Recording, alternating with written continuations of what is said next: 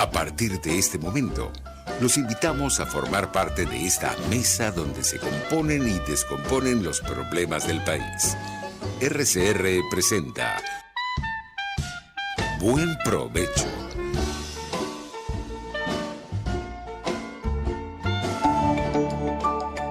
Psicología y Ciudadanía. Con la psicóloga Marisol Ramírez.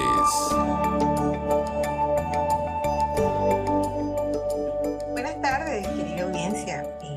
Aquí muy contenta, esperando este espacio para este encuentro de todos los jueves, a esta hora, donde tan importante es hacer una pausa en el día. Como siempre, quiero hoy, jueves 4 de mayo, ya estamos empezando el quinto mes del año, ¿no? Quisiera agradecerle, como siempre, a Jaime Nestares en la dirección general de la estación, Willy Zarcaya en la gerencia de producción, querida Génesis Rodríguez en la producción de este espacio, Gregorio González en los controles y a ustedes que todos los jueves no solamente nos esperan, sino que además nos siguen para poder a continuación seguir reflexionando sobre estos temas. Insisto mucho en que toda esta gente hace posible este encuentro y por eso hay que agradecer. Y también les recuerdo, como todos los jueves, que en nuestras plataformas digitales nos van a encontrar como rcr750.com. En este momento esto se está transmitiendo por su canal de YouTube. Queda luego para que ustedes lo puedan ver, tanto en el Instagram como en el Twitter del programa y el mío personal, marirami.sig en Instagram, marirami.sig en Twitter y, por supuesto, en el Instagram de la radio, @rcr750. 4 de mayo, estamos empezando el quinto mes del año. El programa de hoy empieza con una pregunta. ¿El suicidio es posible prevenirlo? Y en el texto un poco de la invitación que les hacía por el Twitter, ya no es una pregunta, es una afirmación. El suicidio como problema de salud pública es posible prevenirlo. Hoy no tenemos invitado, pero quería justo por eso hacerle una serie de reflexiones a ustedes en relación a este tema tan complicado y tan difícil en nuestro país. Nosotros tenemos, como ustedes bien saben, no hay cifras. Lamentablemente, las cifras oficiales hay una gran opacidad en relación a estos temas, a este tema y a muchos, ¿no? Pero concretamente en este caso no contamos con cifras oficiales que nos digan, nos den realmente nos hagan tener un mapa acerca de cómo va este problema tan serio en el país. Pero sí sabemos, por ejemplo, y continuamente lo estamos viendo, que por ejemplo en estados como Mérida,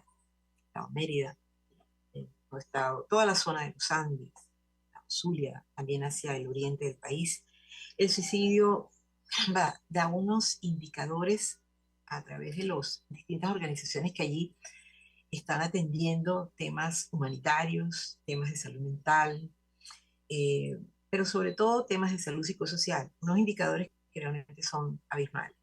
En Mérida, recientemente inclusive, recibíamos y veíamos con gran preocupación cómo estos viaductos, que los que conocen el estado, los que conocen la ciudad, pero es muy fácil poderlo ubicar, caramba, se han convertido en los escenarios propicios, ideales para el suicidio. Y luego otra cosa lamentable, muy lamentable, es que esto tiene que ver fundamentalmente con la población adulta, pero mucha población adolescente. Todo esto nos hace ver que no solamente desde antes de la pandemia, pero desde el final de la pandemia, en el 2021, por ejemplo, el Observatorio Venezolano de Violencia señalaba cómo en Mérida particularmente, a partir de este tiempo, el suicidio ha aumentado importantemente. Se ha convertido en una tendencia. Y uno dice, qué lamentable tendencia esto, qué lamentable tendencia, pero ¿por qué pasa esto? ¿Qué es lo que está ocurriendo? Y yo quiero empezar, porque fíjense que el programa, como les decía, comienza con una pregunta que luego tiene al mismo tiempo una respuesta. ¿Es posible prevenirlo? Y luego como problema de salud pública, ¿es posible prevenirlo? Pero no podemos pasar hablar de los espacios públicos, ¿verdad?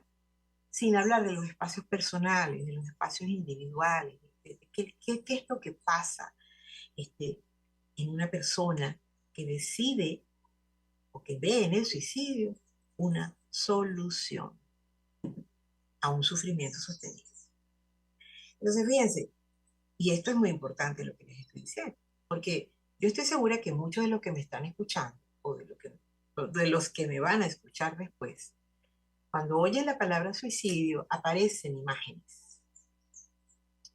Es una persona que perdió el sentido de la vida, es un irresponsable, un cobarde, dicen otros, es un valiente, quién sabe si debe estar solo, quién sabe qué problemas tendría. Empieza una cantidad de palabras, imágenes.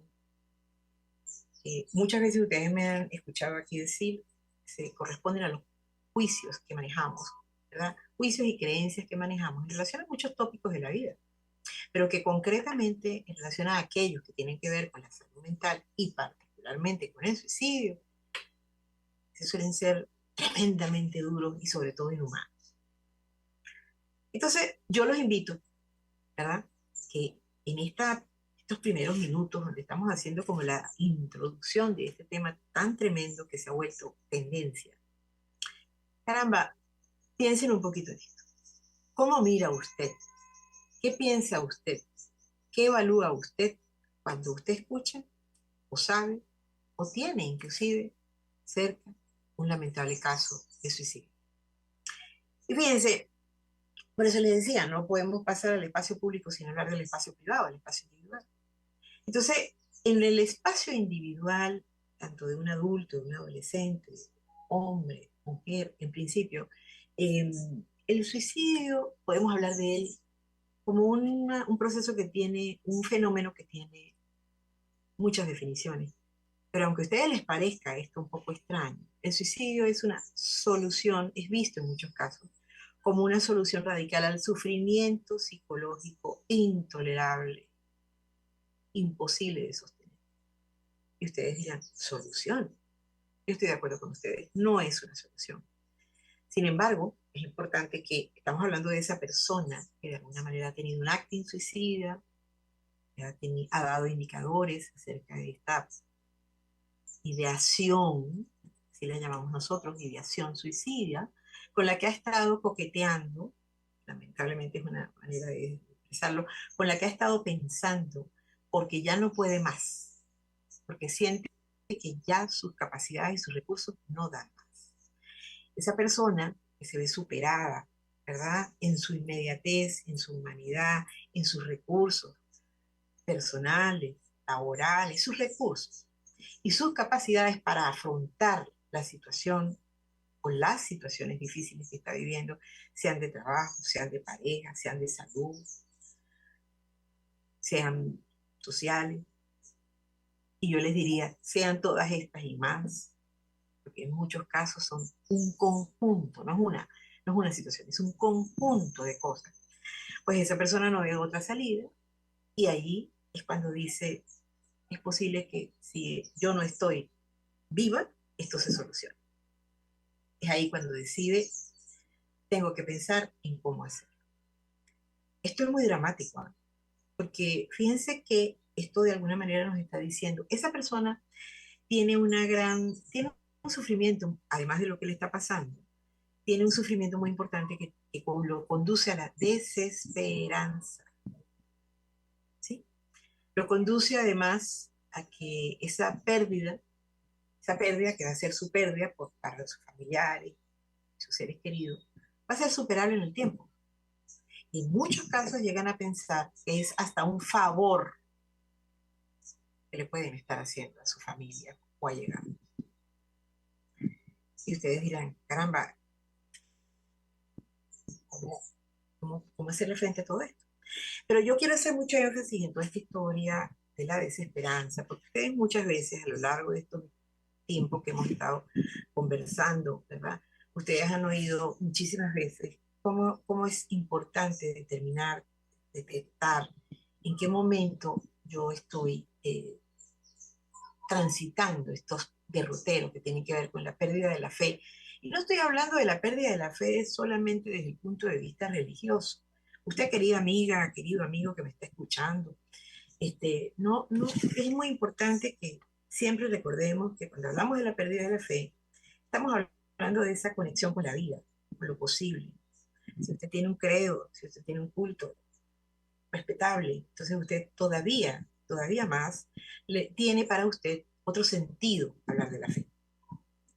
Pero desde la perspectiva humana, cuando hablamos de la fe, estamos hablando entonces de esa confianza que me ofrece estar viva, porque en la vida es posible que la vida se dé.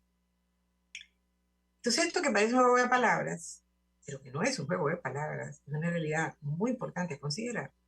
Es lo que, insisto, tiene que ver con la posibilidad de la esperanza y la desesperanza.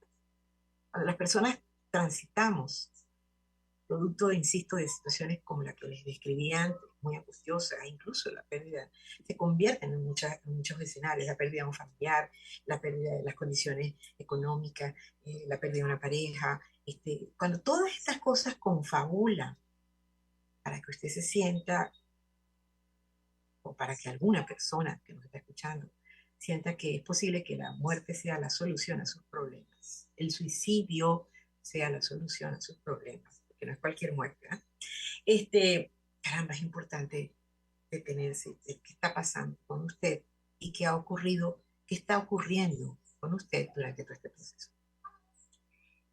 Piense que lo que es importante aquí es que entendamos claramente que el suicidio, aunque desde esta perspectiva se plantee como una solución permanente de ese intenso dolor y sufrimiento mental, físico, ¿verdad?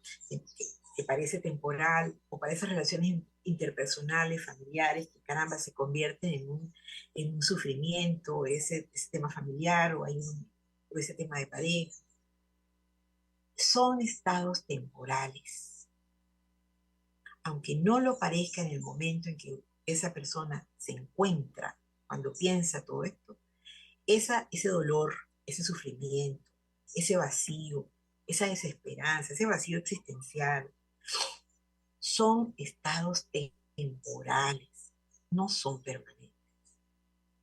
Y cualquiera que me pueda escuchar dirá, bueno, sí, no lo son permanentes para ella, es psicóloga, o permanentes para otra gente que tiene otros recursos. Créanme lo que desde el punto de vista humano, de lo que les estoy hablando, es de lo que como seres humanos somos, no son permanentes. El sufrimiento no es constante, aunque parezca interminable.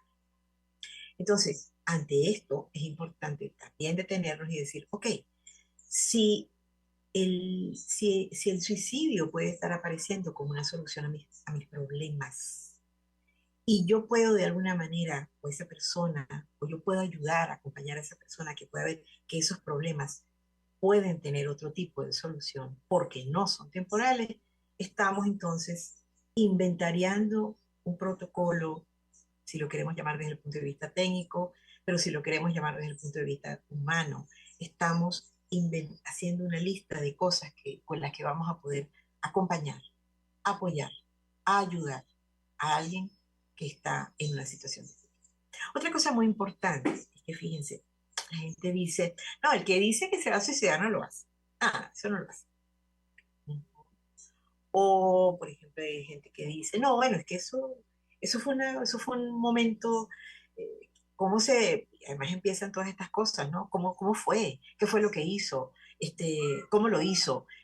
Detalles que al final, créanme, no ayudan. No solamente cuando ya lamentablemente ha ocurrido el acto, sino que tampoco ayudan para aquellos que de alguna manera están preocupados por alguien cercano que está en una situación de este tipo. Porque aunque pareciera que el suicidio puede ser un acto repentino, impulsivo, ¿verdad? Oh, caramba, o también pareciera que fue planificado, premeditadamente. Lo que es cierto es que hay una impulsividad necesaria para ese acto. Entonces, lo que quiero decir con esto es que la persona que intenta un suicidio, o que lamentablemente caramba, ocurre para él, necesita un quantum de impulsividad. La idea del suicidio no permanece de manera constante y permanente en la cabeza y en el corazón de quien lo ha pensado. Entonces, esto es para decirles, ¿verdad?, que esa expresión del que, no, el que dice que va a hacer, que se va a quitar la vida, que la vida no le importa, que no lo hace, es también otra idea mítica, es también otro gran error.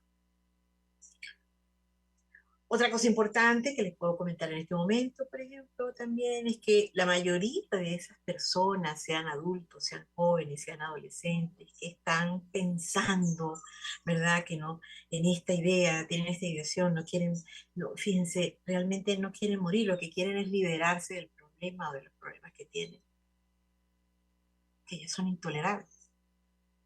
Entonces, por esa razón es que esta duda o esta ambivalencia entre prefiero morir o, ¿verdad?, o la conducta suicida, como lo llamamos, ¿verdad?, este, se hace ambivalente. Entonces, quiere o no quiere, es que lo ve o no lo ve. Entonces, entendamos que lo que está allí, que realmente el problema, es lo que está pasando en relación a lo que lo hace, esos problemas, esas situaciones que lo hacen pensar en el suicidio como una solución.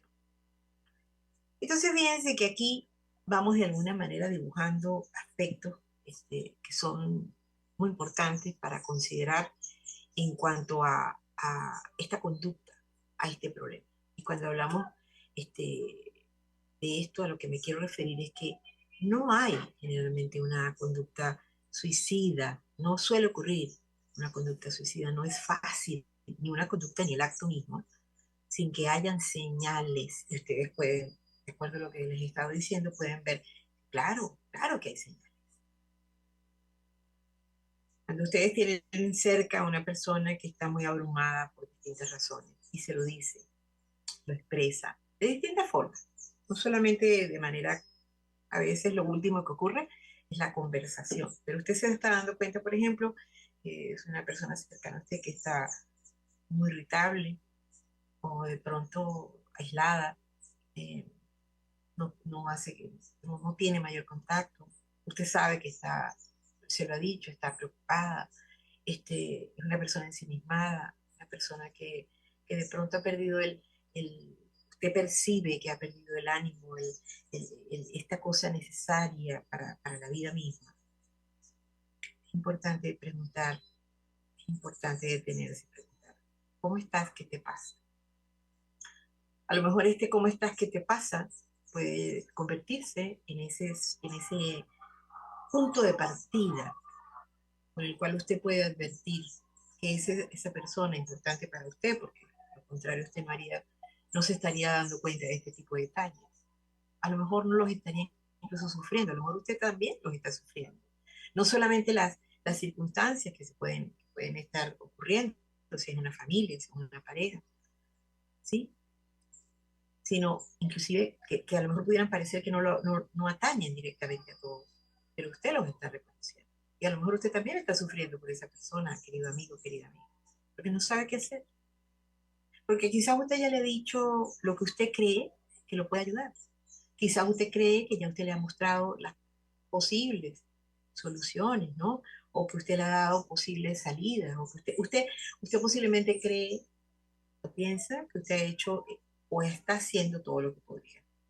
Y esa persona insiste en este clima emocional desconectado, o más que desconectado con lo posible, con la fe, con la confianza, con la esperanza, esta cosa como terriblemente ambivalente y muy confusa. Entonces, esto, que además les estoy dibujando en este momento, que seguramente muchos de los que me escuchan lo han vivido, o yo diría, lo han sufrido con alguien cercano, se convierte un poco en estos códigos, en estas señales importantes para determinar, para darte cuenta, para tomar conciencia que a lo mejor esa persona necesita ayuda, no necesita consejo, no necesita crítica, no necesita juicio, no necesita desvalorizaciones y mucho menos necesita yo yo en tu caso, yo haría, es que tú no tomas la iniciativa. A veces, por querer ayudar a alguien cercano a nosotros, caemos en este tipo de recomendaciones muy inútiles, porque al final el efecto que se logra es justamente el que usted no quiere, que es que la persona se distancie o quizá inclusive que la persona, caramba, salga de ese marasmo emocional, de ese marasmo personal. Entonces usted dice, bueno, pero ¿de qué sirvió todo lo que hice, todo lo que leí? Entonces esto se lo digo porque es importante entender que acompañar, apoyar, no pasa por dar consejos. Esa es una gran diferencia. Ni pasa por tomar decisiones por el otro. Pasa por justamente eso, escuchar, pero de una manera empática, ¿verdad? Prestar su apoyo. Usted no necesita ser psicólogo para esto. Créame, usted lo que necesita es tener una gran capacidad de conexión, de sensibilidad. Eso que le está, esa preocupación que a usted está teniendo por ese ser querido, por esa persona, es suficiente para que usted pueda activar su escucha empática, que tiene que ver con oír sin cuestionar, oír sin recriminar, y luego, de alguna manera, poder acompañar a ver, ¿has pensado en otras cosas? ¿Has podido ver qué otras posibilidades, qué otras soluciones tienes para toda esta cantidad de problemas? Y ahí van a empezar una serie de diálogos donde vamos a escuchar, sí, bueno, hice tal cosa, sí, bueno, pensé en tal otra, sí. No importa, pero eso que usted está haciendo, que puede parecer una, una acción poco efectiva inclusive, crean que es lo que nosotros llamamos en psicoterapia ese proceso de contención de una conducta suicida. De alguna forma son primeros auxilios psicológicos. Yo no estoy pretendiendo que todos los que me estén escuchando, pues, caramba, se conviertan ni en psicólogos, ni mucho menos, ni tampoco, sino que simplemente vean el poder que tiene, el poder que en un momento tiene, la sola oportunidad de escuchar a alguien sin críticas, sin juicios, sin consejos, sino escucharlo y poder ver con él qué otras posibilidades tiene para solucionar este sufrimiento que aunque parece eterno, que tengo 2 años sin trabajo, que tenemos 10 años juntos y nos tenemos que separar, que se murió, que perdí a mi marido, que perdí a mi mamá, que perdí el trabajo. Eso claro que es muy grave. Me dieron un diagnóstico de salud tremendo. Todo eso es muy grave, claro que lo es. Pero todo eso es temporal. Todo eso es temporal. Entonces, frente a esta situación, el poder acompañarlo a que se puedan analizar de nuevo o quizás nuevas posibilidades, es mucho más de lo que se puede hacer ante una persona que está evidentemente mostrando una ideación suicida, una conducta suicida. Como ustedes saben que el tiempo en radio es tremendo, fíjense, y este primer segmento lo que he querido es como mostrarles qué pasa con el problema del suicidio en el espacio personal, individual, para luego ver cómo se convierte en un problema de salud pública, que es lo que pasa aquí, y cómo poder intervenir, cómo poder apoyar, cómo estar por lo menos atento. Es lo próximo que vamos a tratar. Vamos a hacer un corte, pero yo los invito a que no solo no se muevan de ahí. Yo sé que el tema es difícil, pero que si tienen alguna inquietud, pueden hacerla por el chat del canal de YouTube, pueden dejármela en nuestras redes, en mis redes, para contestar la continuación. Por eso, ya regresamos para seguir tratando esto de la efectiva prevención, cómo podemos acompañar para prevenir a otros, para prevenir el suicidio. Ya regresamos.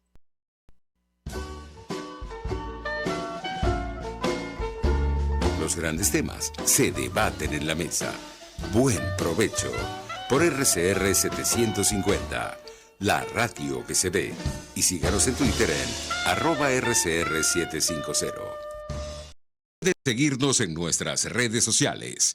En Twitter, @RCR750. la radio que se ve. Y ahora quiero hablarte de Tavola Calda Ristorante, una experiencia culinaria única, exquisita, en un lugar de ensueño. En Tavola Calda Ristorante se conjugan los aromas y sabores de la genuina cocina italiana. Platos generosos, elaborados con ingredientes naturales, siempre más allá del placer de una buena comida. Tavola Calda Ristorante, Centro Comercial Terrazas Lomas de la Lagunita. La cocina italiana siempre al día. De costa a costa, cada semana, usted podrá ser parte del sentimiento varguense que inundará la señal de RCR, el Pitazo en Vargas. Acompaña a Luis López en el recorrido por la ruta de la actualidad informativa en el litoral. Comentarios, denuncias, reportes de tránsito y cómo están las playas. Información de primera mano de todo lo que ocurre en el estado Vargas. El Pitazo en Vargas, todos los domingos, a partir de las 8 de la mañana, por RCR 750 AM. Cómo prevenir enfermedades, cómo actuar en casos de emergencias médicas, cómo mantener una buena calidad de vida. Todas estas interrogantes tienen su respuesta en RCR Salud. Todos los domingos, con el doctor José Eduardo Troconis, comparte con nuestros oyentes notas de bienestar físico, salud mental y social para el buen desarrollo del ser humano. RCR Salud, todos los domingos a las 10 de la mañana. Por RCR. Pluralidad contigo. Respeto contigo. Responsabilidad contigo. Libertad contigo. Estamos contigo y punto. De lunes a viernes a la 1 de la tarde. Contigo. Solo por RCR 750 AM. Porque lo bueno une. RCR 750 AM, porque lo bueno une.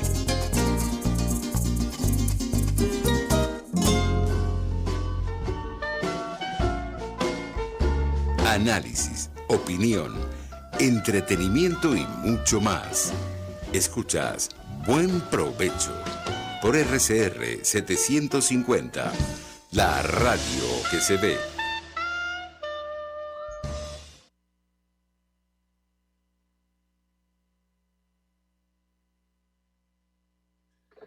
Bueno, querida audiencia, aquí estamos de vuelta conversando sobre este tema muy difícil, pero al mismo tiempo tan importante, esta tendencia en que podemos ver que cómo se ha convertido el suicidio, lamentablemente, ¿no? En nuestro país.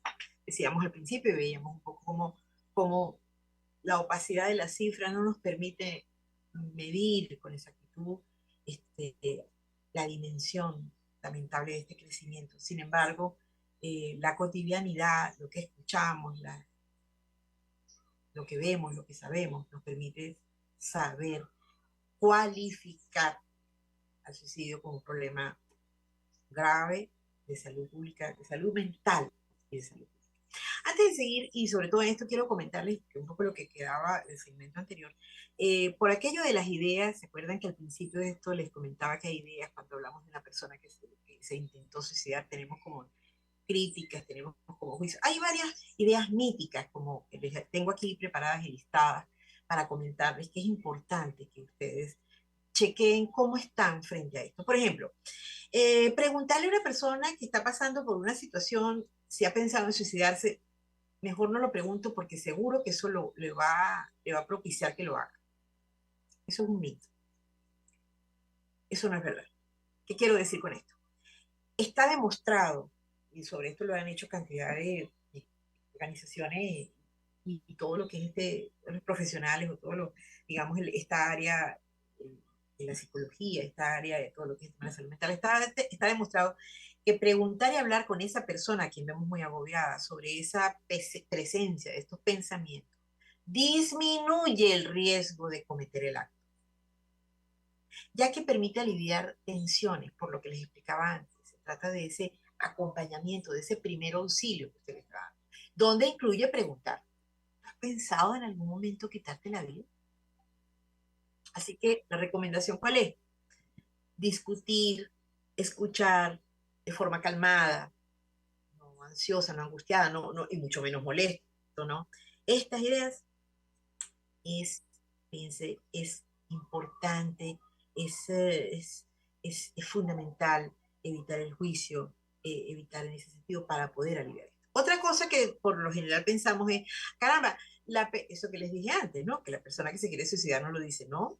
Que sí, y lo vimos antes como qué importante es ver con los, no, sé, no solo los 5 sentidos, sino con ese tercer ojo, cuarto, quinto ojo, que esas señales van apareciendo. Son señales de riesgo emocional por todo lo que hay. Otra cosa por allí que se dice con frecuencia es que solo las personas con problemas graves se suicidan. Por eso los niños y las niñas y los adolescentes no lo hacen. Ya sabemos que eso no es cierto. Lamentablemente hemos concluido que no es cierto. ¿Por qué? Porque el suicidio es un fenómeno, se los decía al principio, multicausal. Entonces, hay muchos problemas pequeños que para los adultos puede parecer algo superficial, pero que para un niño puede ser algo catastrófico y para un adolescente también. Y aquí se conecta con algo importante, que es el bullying, por ejemplo. Y ustedes dirán, bueno, pero es que en mi generación, uno lo escucha mucho, ¿no? Mi generación todo era un chalequeo. Sí, estamos de acuerdo que en su generación, que es la misma mía, o posiblemente, mire, no sean tan distintas, es lo que quiero decir. Caramba, es verdad, había una cosa natural en el salón, la gordita, la flaquita, la chiquita, el chiquito, sí, eso es cierto. Pero qué importante es que nos reconozcamos que actualmente, en presente, aquel chalequeo que nosotros podíamos vivir en el salón de clase, hoy es multiproyectado. Entonces ya no es el salón de clase, es el grado, es la sección, es el colegio, es la escuela, es la calle, es la comunidad, son las redes sociales. Entonces resulta que ese impacto que tiene hoy, eso que conocimos como chalequeo, que no es, fíjense, que fue el inicio, quizás, que fue como el antecedente de lo que hoy sabemos como bullying, conocemos como bullying, no solamente es que es una violación, un derecho de ese niño, de esa niña, de ese adolescente, de esa persona, porque también hay bullying en los espacios adultos, ¿verdad? Caramba, nos damos cuenta, sin hablar, no hemos hablado todavía del acoso, ni mucho menos, nos damos cuenta que puede ser un factor dentro de esta multicausalidad que les digo que genere qué sentido tiene la vida. Entonces, atentos con eso. No basta decir porque eso es parte del chalequeo y que es importante cuando ese niño, esa niña expresa, o adolescente, no quiero ir a la escuela, no quiero ir al colegio, no me quiero reunir, no quiero estar, irritabilidad ante esto, no me interesa, atentos porque ahí pueden estar pasando, puede ser una de las señales de riesgo que les decía al principio. Otra cosa importante, bueno, se los comentaba, o sea, la persona que expresa su deseo, o esta ideación más que deseo, no lo va a hacer nunca. Ya vimos que no, creo que hay una serie de factores en ese sentido y que estas verbalizaciones no deben ser desestimadas, no deben ser, es que ella es así, él es así, cuando se pone bravo, no, ni son siempre, ni son manifestaciones de chantaje o manipulación, un alarde más, no, esas personas que le están diciendo a usted cómo pueden lo que está pasando. Entonces, es importante que nos demos cuenta que estas señales, estas ideas míticas, ¿verdad? Nos van también ayudando a ver cómo es esta guía para esto. Entonces, fíjense, hay una serie aquí, se las tengo también, una serie de factores de riesgo que entonces son importantes tener en cuenta. Por ejemplo, la existencia de antecedentes personales en la familia, en el pasado, ¿sí? Por ejemplo, a mayor número de intentos, mayor riesgo. A veces las personas que tienen estas ideas tienen expresiones y lamentablemente algún día, caramba, logran concretar este proceso. Entonces, este lamentable suceso es importante, ¿no? Es ver si hay antecedentes a esta ideación. Por ejemplo, pensamientos, cuán repetidos sean estos pensamientos a ese sufrimiento. Por ejemplo, si estas personas tienen además conocidos problemas de comunicación o de habilidades sociales, le cuesta la interacción, ¿saben? Tienen problemas de control de impulsos o control de sus rabia, en fin, o problemas de comunicación, caramba, es importante también observarlo. Otra cosa interesante es si hay alguna presencia de algún otro problema mental, trastorno bipolar, esquizofrenia, algún trastorno border, alguna cosa, un episodio depresivo que ya es un tema, ya se manifiesta como una enfermedad. Recordemos que la depresión no es una enfermedad. La depresión, el estar triste no es una enfermedad. La depresión es una enfermedad, pero tiene estadios previos. Los episodios depresivos son señales de ello. Entonces, ¿qué pasa allí? Hay angustia sostenida, crisis de pánico sostenido. No estoy diciendo que porque usted tenga una crisis de pánico una vez va a pasar o esa persona, no, pero si esto se sostiene en el tiempo, si esto no tiene una atención, si esto no tiene una ayuda, caramba, se convierte en un factor de riesgo.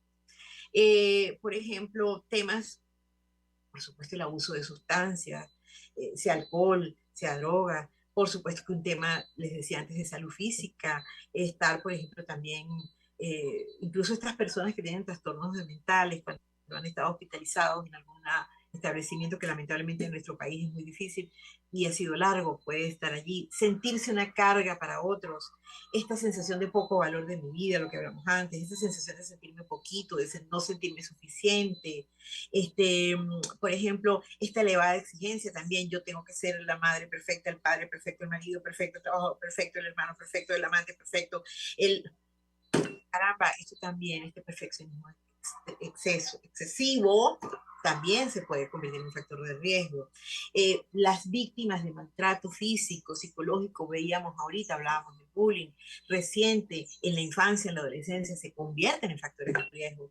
Los problemas de identidad relacionados con el tema de la orientación sexual o los temas de género también se pueden convertir en un factor de riesgo. Ustedes dirán, entonces todo es un factor de riesgo.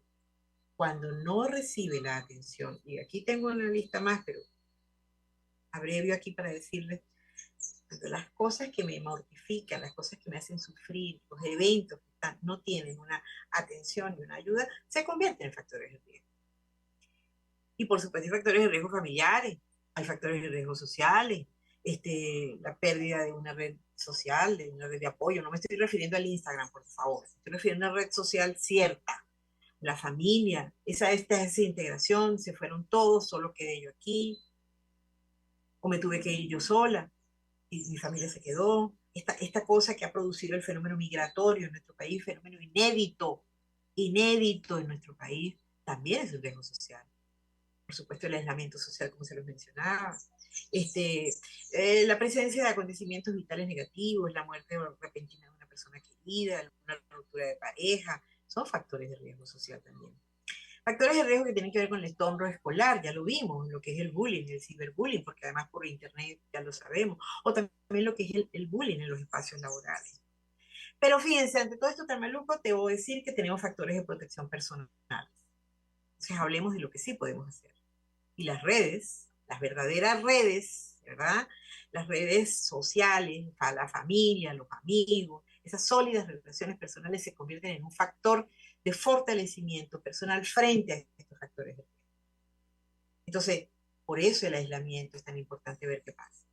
Las creencias religiosas o espirituales, más allá de la que sea, y no estamos hablando de cuál es la correcta, también son un factor de protección personal. Otra cosa importante son esas estrategias estas estrategias o prácticas de bienestar, de afrontamiento, que tienen que ver no solamente con el ejercicio físico, pero con todas estas oportunidades, un grupo de apoyo, un grupo de lectura, a lo mejor unas vecinas, un grupo para conversar, no para criticar ni despellejar al vecino, ¿sí? Ni a alguno de los que está allí, sino para realmente acompañarse, se convierte también en un factor de protección. Por supuesto que también hay factores de protección social, y sabemos que en nuestro país, caramba, hay serias dificultades para poderlo ver, porque para empezar vivimos una imagen muy distorsionada y muy ambivalente acerca de lo que pasa en nuestro país, en términos no solamente de la economía, sino en términos de las diferencias y de las distancias sociales que lamentablemente parecen acrecentarse producto de estas falsas imágenes de prosperidad que vemos no solo, sobre todo en Caracas. Sabemos que en el interior estas imágenes no llegan, porque al final la situación en el interior es doblemente más cruda, sobre todo cuando miramos todo lo que es el tema de los servicios públicos. Pero aún en esas condiciones, tener la posibilidad de saber que, caramba, las buenas relaciones con los profesores, con los vecinos, con los compañeros de la calle, caramba, con los compañeros de trabajo, de tu entorno, es un factor de protección. La comunicación, el poder tener el espacio, insisto, de hablar de sus cosas, no solo la crítica ni el juicio, ¿sí? Eso no significan, no tienen un significado positivo en este sentido. Es importante sentirse escuchado, sentirse respetado. Los amigos son importantes. Entonces, por esa razón es que, por ejemplo, en la escuela, cuando hablamos también de los factores sociales, ¿no? Es que la campaña de tolerancia cero al acoso tiene razón de ser. No es simplemente un grupo de gente, ay, que ahora todo es acoso. No, es importante darnos cuenta porque tiene el valor, la importancia que tiene. ¿Qué es lo que está pasando en las escuelas? O sea, que nos informemos, que de alguna manera podamos apoyar a nuestros muchachos, niños y adolescentes, niñas y adolescentes en el trabajo. También esto mismo funciona en el trabajo. Cuando hay un tema de mobbing, es acoso, el acoso laboral en algunos de los sentidos también es importante. Poder saber que tienes el derecho a hablar. Y ustedes dirán, ¿por qué Marisol está hablando solamente de estas señales y de estos aspectos? Que son, digamos, como tan personales y tan individuales. Yo amigos, porque es que antes de ya, para hablarles de lo que se puede hacer ante una situación de riesgo, que entendamos que por eso la afirmación del programa al principio, el suicidio es posible prevenirlo. Claro que sí. Si entendemos de qué se trata y si dejamos de cuestionarlo, de criticarlo y lo vemos realmente como un problema y que es un asunto que nos atañe a todos, claro que es posible prevenirlo. Sabemos perfectamente que la salud mental en nuestro país está muy deteriorada, muy deteriorada.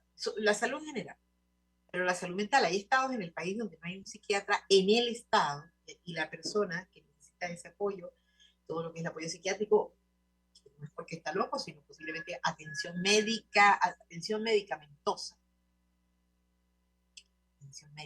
atención farmacéutica, farmacológica. Caramba, tiene que viajar al estado continuo, estado vecino, para poder ser atendido. Y no hablemos del suministro de los medicamentos, ya lo sé. Pero qué importante saber que esa no es la única, digamos, estrategia de actuación. Esa no es la única instancia. Nosotros, cada uno de nosotros, nuestra manera de verlo, nuestra visión, nuestra capacidad de poder acompañar a la gente es una acción que puede, sin duda, evitar. No solamente estar atento del riesgo, sino evitar el hecho mismo. Entonces, por ejemplo, es verdad, tener a lo mejor algunos teléfonos de emergencia o ayuda que empiezan por ser teléfonos o emergencias de la propia ayuda familiar. ¿A quién llamar? Mira, esto está pasando, necesito que me acompañe. Sola no voy a poder. Pero no es para regañarlo, no, sino para sencillamente acompañarlo. Esto es importante, es muy importante, tanto como tener un servicio de emergencia médica.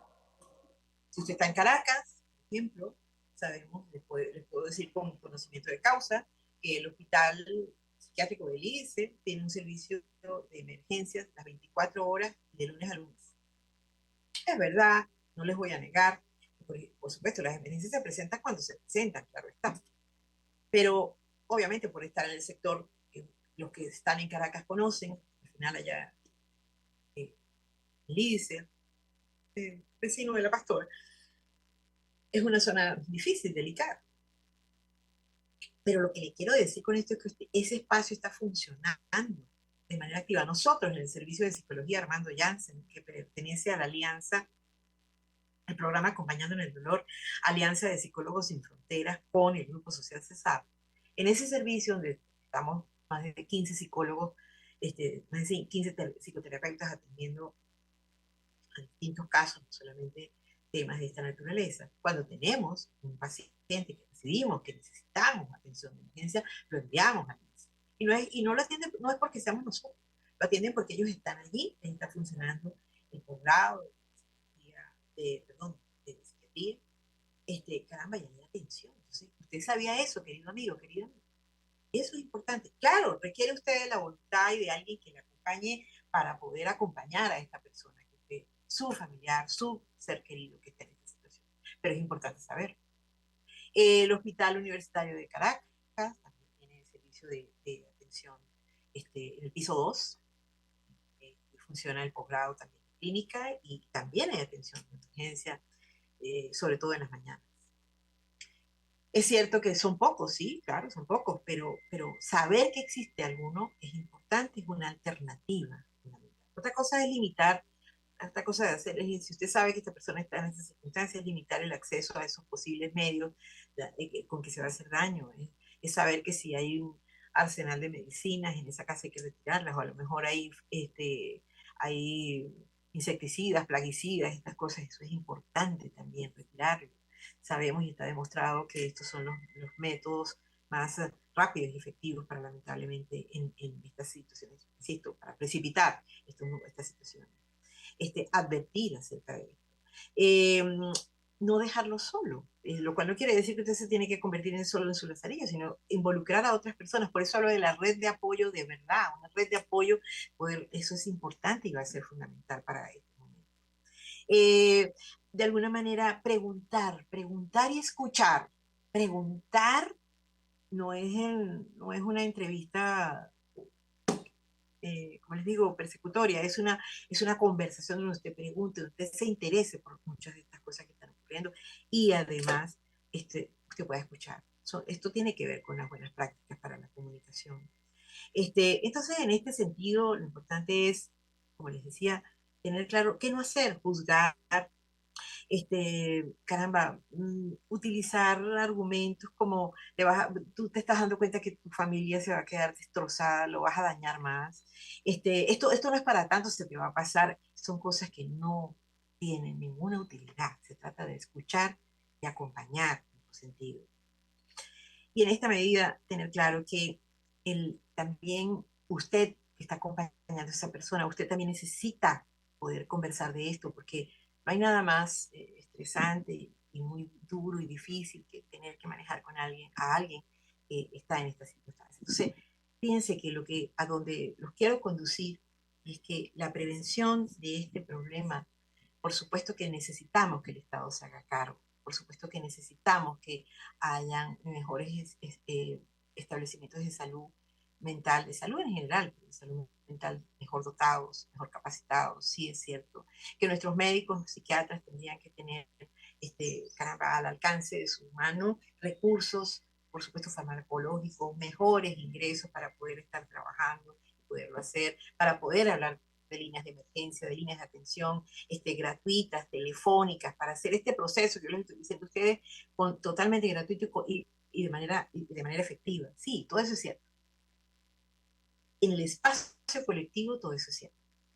Pero nosotros, mientras eso se da, mientras eso de alguna manera seguimos trabajando quienes podemos para hacer esto posible, es importante que nosotros como personas, como hombres, como mujeres, nos sensibilicemos ante esta problemática y empecemos a verla como un problema de todos y todas. Yo espero sus comentarios y seguramente pues seguiremos hablando de estas cosas, porque de aquí de lo que se trata es de permitir que aquí haya un espacio más abierto, donde se puedan discutir estos temas tan difíciles para todos los venezolanos y las venezolanas, y sobre todo sin manejar estas dosis de culpa o estas dosis quizás de recriminación de la calma. Entonces, aquí muy importante es que sepan que este espacio está justamente diseñado para que nos podamos encontrar para conversar de estos temas y podamos de alguna manera reconocer su importancia y su vigencia, no solamente en lo personal, sino también en lo colectivo, porque también así se construye ciudadanía. Como siempre quiero ya despedirme, no sin antes, por supuesto, agradecerles a quienes hacen posible este espacio de reflexión, hoy donde de alguna manera he estado conversando con ustedes, sea posible, y esto es gracias a Jaime Nestar en la Dirección General de la Estación, a Wilix Arcaya en la Gerencia de Producción, a Génesis Rodríguez en la producción de este espacio, a Gregorio González en los controles y a ustedes, audiencia, caramba, que han estado allí y que sé que a continuación, como suele ocurrir, hacen preguntas, hacen comentarios en las redes, en nuestras redes sociales, a propósito de estos temas. Así que no me queda más que invitarlos para el próximo jueves, para que sigamos profundizando en estos temas y otros más. El autocuidado de nosotros les dejaba en el tintero, sí, y además ayudar a otros también, como nos cuidamos nosotros cada vez mejor, por ejemplo. ¿Qué tiene esto que ver con la ciudadanía y la cuidadanía? ¿A qué se refiere esto? Son temas que vamos a seguir conversando. Pero para eso, insisto, no me queda más que invitarlos al próximo jueves para que nos podamos encontrar aquí en este espacio de psicología y ciudadanía, en este segmento de Buen Provecho. Y por supuesto, además de desearles feliz tarde, no de dejar de decirles buen provecho. Psicología y ciudadanía. Con la psicóloga Marisol Ramírez.